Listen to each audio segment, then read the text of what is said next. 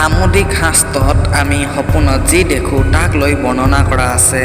এই শাস্ত্ৰ মতে আমি কেতিয়াবা এনে কিছু সপোন দেখোঁ যি আমাৰ মনটো বেয়া কৰি পেলায়। দিনটো বেয়া ভাৱেৰে পাৰ হয়। আকৌ কিছুমান সপোন মনত শান্তি দিয়ে। আনহাতে এনেধৰণৰ কিছুমান সপোন দেখোঁ যাক আমি বুজি নাপাওঁ। এনে কিছু সপোন আছে যি দেখিলে আপোনাৰ ভাগ্য সলনি হ'ব পাৰে। সামুদ্ৰিক শাস্ত্ৰৰ মতে যিসকল লোকে সপোনত সোণৰ আঙঠি পিন্ধে বহুত সোনকালে সুন্দৰ জীৱন সংগী বা সংগিনী পাব পাৰে। লগতে যিসকল লোকৰ হাতত ধনৰ অভাৱ তেওঁলোকে সপোনত চৰাই দেখা পায় তেন্তে তেওঁলোকৰ ভাগ্য লাহে লাহে উদয় হয়। এনেকুৱা ব্যক্তিৰ ভাল জীৱন সংগিনীৰ লগতে ধন যশ প্ৰাপ্তি হয়।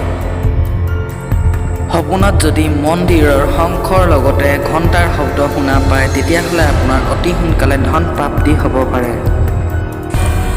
আনহাতে যদি কোনো সপোনত কোনো মহিলাই ৰঙা শাৰী পিন্ধি থকাৰ লগতে সপোনত সাজি কাচি ৰাস্তাত ৰৈ থাকে তেতিয়াহ'লে এইটো কথাৰ সংকেত যে মহালক্ষ্মীৰ কৃপা অতি সোনকালে পৰিব আপোনাৰ ওপৰত।